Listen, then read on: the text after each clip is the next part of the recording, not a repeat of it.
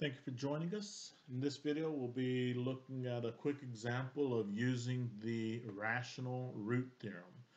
The rational root theorem can be used to get a list of possible rational roots for a polynomial. If none of the possible rational roots lead to f of x is equal to 0, that should say none, then none of the roots are going to be rational. All right, so let's say we have a polynomial, right, where I have a constant a sub 0 and I have a leading coefficient a sub n. Then my possible rational roots are going to be the factors of my constant divided by the factors of the leading coefficient. And the reason for that is if we consider if f of x had a factor, let's say it was p times x minus q was my factor, right? Then if I solve p times x minus q is equal to 0, I would get x is going to be q divided by p. And so that gives us the idea as to why I'm going to be looking at the factors of the constant divided by the factors of the leading coefficient. All right, so in this example, this cubic polynomial, right, my constant is 3 and my leading coefficient is 2. So it's going to be the factors of my constant, 1 and 3, divided by the factors of the leading coefficient, 1 and 2. Now I have to consider that I have positive and negative possibilities. A lot of times the rational root theorem was used to be able to determine factorizations of a function. Now it's more an exercise in understanding mathematics and algebra.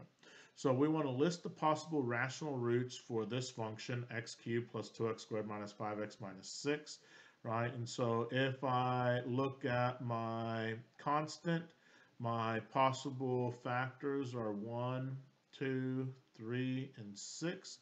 If I look at my leading coefficient, I only have 1 as a factor because the leading coefficient is 1.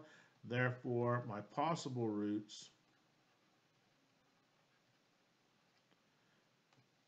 are going to be, right, plus minus 1, plus minus 2, plus minus 3, plus minus 6. Those are my possible roots, right? So I want to use that to figure out the linear factorization of f. Well, let's come over to the side and do a quick check. If I say f of 1, right? So f of 1, which always could be a root, would be 1 plus 2 minus 5 minus 6. So f of 1 is not 0. So we know x equals 1 is not a root. If I did f of negative 1, f of negative 1 would be negative 1 plus 2 plus 5. Let's see here. F of negative 1 will be negative 1 plus 2 plus 5 minus 6. All right.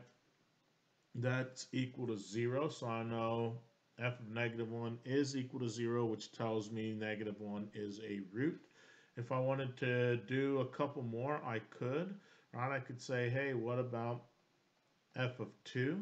Right? Well, f of 2, if I consider that, that's going to be 8 plus 8 minus 10 minus 6. That's also equal to 0. So I know x equals 2 is also a root.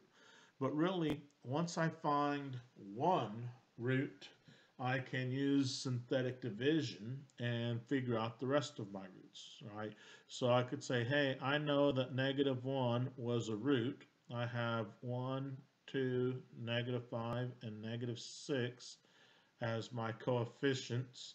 Synthetic division, bring down my 1, multiply, add, multiply, add, multiply, and I should have 0. So that means that what I should have then is f of x is going to be equal to x plus 1 times x squared plus x minus 6. And if I finish out that factorization, that would mean f of x is going to be x plus 1 times, let's see here, x plus 3 times x minus 2. And of course, we're expecting x minus 2 to be one of the factors. So there is my linear factorization of f of x. And I used the rational root theorem to think of my possible roots. It doesn't mean that any of those roots will be rational roots, but at least it gives me the possibilities of which roots will be rational, right? If I was doing the work on a calculator, I could come and say, hey, let me go ahead and look at my graph. So I have f of x is equal to x cubed, right? Let's see, plus 2x squared minus 5x minus 6. And if I plot my graph, right, and if I want to make it so I can see a little bit more, I might go and subtract. And the nice thing about NumWorks is it will tell me and automatically look for those roots, look for those zeros. And I have a root of -3 I can see. I can see a root of -1, right? And I can see a y-intercept. I can see a minimum. So a very nice thing about NumWorks. And I can see my other root. All right.